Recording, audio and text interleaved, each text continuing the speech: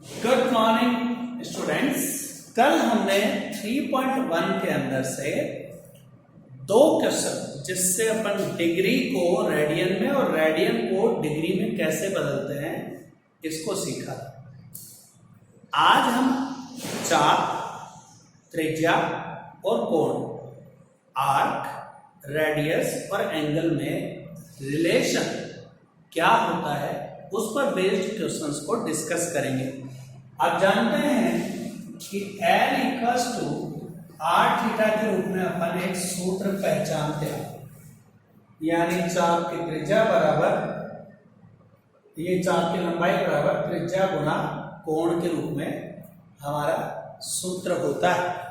अब इस पर बेस्ड क्वेश्चन नंबर 4 अपन देखें, जिसमें लिखा है एक वृत्त है जिसकी त्रिज्या 100 सेंटीमीटर है और 22 सेमी की लंबाई का चाप है। ठीक है जी। तो हमारे पास वृत्त की त्रिज्या यानी आर, रेडियस 100 सेंटीमीटर है और चाप की लंबाई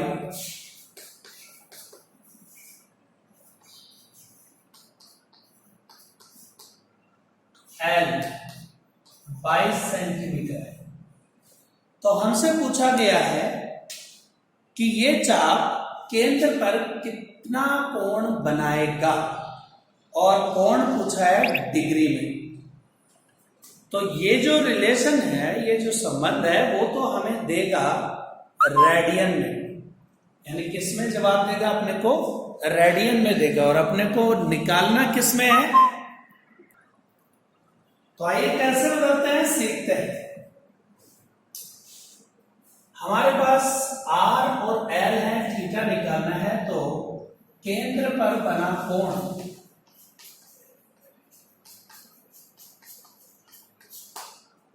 थीटा बराबर है L/R।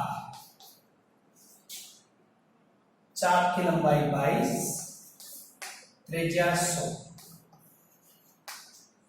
ये हमारे पास किस में जवाब आया इसका? रेडियन में। किस में है? रेडियन। और प्रश्न में पूछा है कि इसे आप डिग्री में बदलिए। तो अपन जानते हैं कि रेडियन को डिग्री में बदलने के लिए 180 बटे पाई से गुणा करते हैं और अब ये चीज डिग्री कहलाएगी। तो पाई का मान आप जानते होंगे कितना होता है? 22 बटे 7। तो मैं 22 से खत्म कर देता हूं 22, एक 0 से खत्म कर देता हूं 1 0 और 2 से इसको काटा 5 बार और इसको काटा 9 बार। तो हमारे पास हो गया 9 7 63 बटे 5। अब 5 का भाग दें तो 12 बार तो पूरा जाएगा, तो 12 डिग्री तो पूरे हो गए। और अब 3 बटे 5 जो बच रहा है उसको मिनट में बदलने के लिए गुणा में 60 लगा देते हैं। ये अब मिनट है। तो हमारे पास 12 डिग्री गुणा, इन 7 में लिखना है, 5 का भाग इस 60 में दे 12 बार जाएगा और 12 का 3 से गुणा करें 36। तो 12 डिग्री और 36 मिनट आंसर। तो इस तरह से अपन ने इसको डिग्री में चेंज कर लिया है। उम्मीद है आपको ये तरीका समझ में आया होगा। ये क्वेश्चन नंबर अपना था 4, एक्सरसाइज 3.1 का। तो जो आगे वाले क्वेश्चंस हैं वो भी कुछ इसी तरीके के हैं, जैसे 5वां है, 6ठा है, 7वां है। ये तीनों क्वेश्चन भी ऐसे ही है। जैसे मैं 6ठे की बात करूं, एक और अपन डिस्कस कर लें।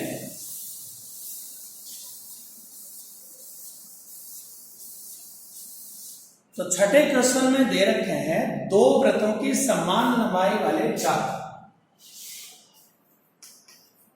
चाप की लंबाई समान, यानी L1 बराबर L2 है।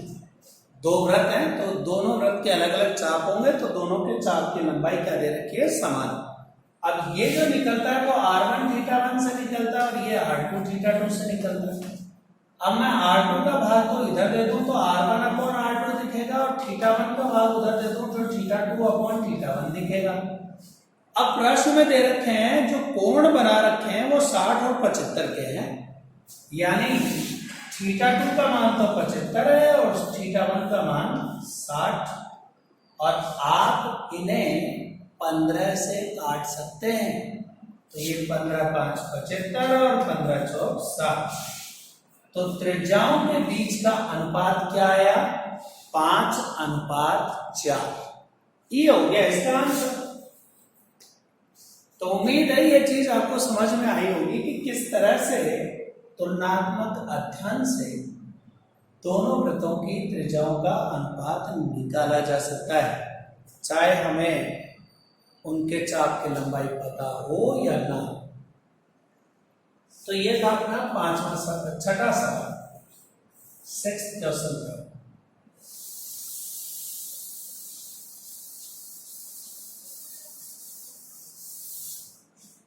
तो अब अपन बात करते हैं अगले पैटर्न की। 3.1 में तो यही चीजें हैं। अब जरा अगले पैटर्न को अपन ध्यान से समझते हैं, क्योंकि आप जानते हैं जो अगला पैटर्न अपना चलता है वो पैटर्न इस तरह से चलता है जिसके अंदर हम ये सीखेंगे कि कोण किधर तो धनात्मक होते हैं, किधर ऋणात्मक होते हैं, कितने तरह के कोण होते हैं, किस क्वाड्रेंट में किस कोण की प्रवृत्ति कैसे पाई जाती है, ये अब हम सीखते हैं। तो देखिए हमारे पास है निर्देश तंत्र, कोऑर्डिनेट सिस्टम, और ये कोऑर्डिनेट सिस्टम इस 2 डायमेंशन फिगर को 4 क्वाड्रेंट में यानी 4 चतुर्थांश में तोड़ता है। ये फर्स्ट क्वाड्रेंट, प्रथम चतुर्थांश,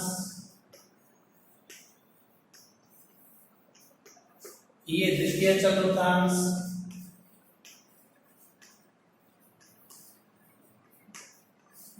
ये तृतीय चतुर्थांश,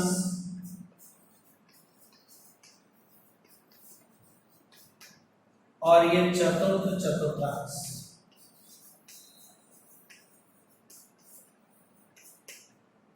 ये अपना इस तरह से। तो कितने क्वाड्रेंट यानी कितने चतुर्थांश हैं? 4। एंटी क्लॉकवाइज डायरेक्शन में चलते हैं, घड़ी के वामाव्रत दिशा में, उल्टे। आप जानते हैं घड़ी तो यूं घूमती है और ये यूं दिखाई, एंटी क्लॉकवाइज डायरेक्शन, ये इस तरह से। ये जो पहली लाइन है ये 0 डिग्री से स्टार्ट है, यानी जो थीटा है वो 0 डिग्री का होगा, और ये अपनी एक परिक्रामक रेखा होती है। आप जानते हैं इस टाइप की एक रेखा दिखाता है, ये इससे जो कोण बनाती है एक्स एक्सिस के साथ वो थीटा कहलाता कोण है। और यदि ये यहां से ऊपर की डायरेक्शन में गया तो थीटा धनात्मक लेते हैं,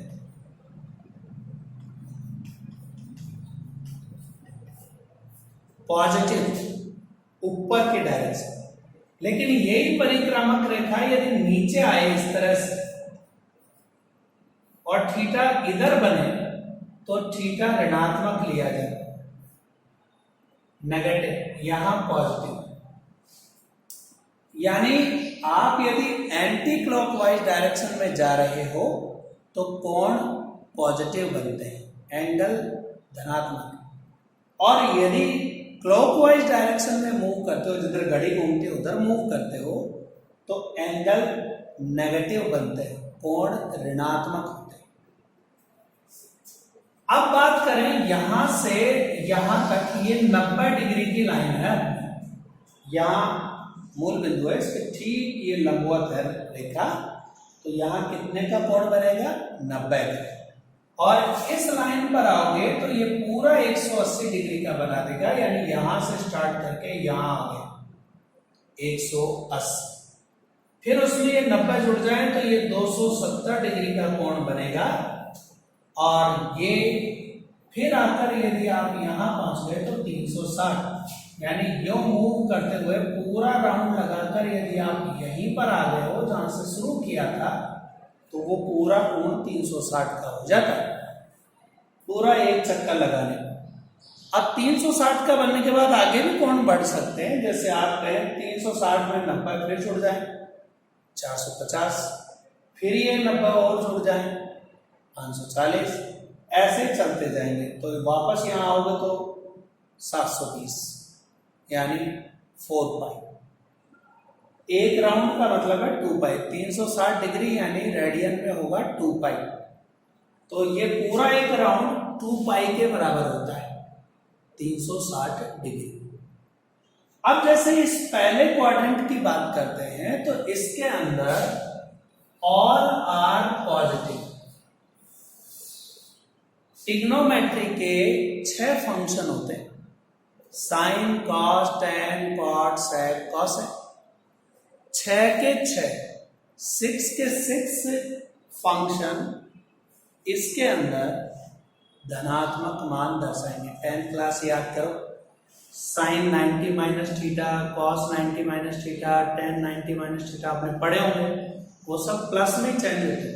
sine 90 minus theta plus cos theta, cos 90 minus theta plus sine theta, tan 90 minus theta plus cot theta, cot 90 minus theta plus tan theta. याद करिए, कक्षा 10 में यही सीखे थे आप। तो all are positive in first quadrant. पहले चतुर्थांश में सभी त्रिकोणमितीय फलन पॉजिटिव रहते हैं, लेकिन जैसे ही अपन इधर की बात करेंगे यानी 90 प्लस, जब अपन ने 90 माइनस की बात की तब तो सारे धनात्मक थे, लेकिन जैसे ही 90 प्लस आता है तो क्वाड्रेंट दूसरा आ जाता है, सेकंड क्वाड्रेंट यानी द्वितीय चतुर्थांश। इसके अंदर साइन और इसका रेसिप्रोकल कॉसेक, ये 2 पॉजिटिव होते हैं, बाकी 4 नेगेटिव रहे। यानी यहां पर यदि आपने पढ़ा साइन 90 प्लस थीटा तो वो तो कॉस थीटा में बदलेगा, लेकिन यदि कॉस 90 प्लस थीटा पढ़ा तो वो माइनस साइन थीटा में बदलेगा। अभी सीखेंगे वो चीजें भी, पहले जान लें कि किसमें कौन धनात्मक और कौन ऋणात्मक। तो जैसे साइन पॉजिटिव है तो उसका रेसिप्रोकल भी इसमें पॉजिटिव ही माना जाता है। ये लाइन 180 की है, इससे ऊपर रह जाए तो 180 माइनस थीटा कहलाएगा, और इसके बाद में आए तो 180 प्लस कहलाएगा। तो 180 माइनस थीटा का मतलब सेकंड क्वाड्रेंट होता है, 180 प्लस थीटा का मतलब थर्ड क्वाड्रेंट। तो जैसे ही आप थर्ड क्वाड्रेंट में एंट्री लेते हैं तो tan और इसका रेसिप्रोकल कॉट, ये 2 तो पॉजिटिव हो जाएंगे और बाकी के 4 साइन, कॉस, सेक, कॉसेक वो नेगेटिव रहेंगे। तो ये 180 प्लस माइनस का रिएक्शन होगा। अब ये लाइन है 270, 270 माइनस थीटा इधर है और 270 प्लस थीटा इधर है। यानी यदि 270 में से कोई एंगल कम हो रहा है तो आप थर्ड क्वाड्रेंट की बात करोगे, और 270 में कुछ भी प्लस हो रहा है तो आप फोर्थ क्वाड्रेंट की बात करोगे। तो थर्ड के अंदर तो tan और cot पॉजिटिव बताई दिए। अब यदि आप फोर्थ में एंटर कर जाते हैं तो cos और इसका रेसिप्रोकल sec, ये 2 पॉजिटिव होते हैं और बाकी सब नेगेटिव। ये इस तरह से, तो आप इसे ASTC रूल के नाम से भी जानते हैं। ASTC rule, A for all, S for sin, T for tan and C for cos। ये इनका नियम है, तरीका है कि कौन सा फंक्शन किस क्वाड्रेंट में धनात्मक यानी पॉजिटिव पाया जाएगा और किसमें ऋणात्मक पाया जाएगा। ये इसका तरीका है। तो ये क्वाड्रेंट सिस्टम समझ में आया। अब अपन इसको यूज कैसे करते हैं जरा उस पर भी फोकस कर लेते हैं कि ये काम कैसे करते हैं, यानी चेंजेस कैसे बनते हैं। तो आइए देखते हैं, जरा थोड़ा इधर पहले एक नजर डाल देते हैं इस चीज को ध्यान में रखते हुए।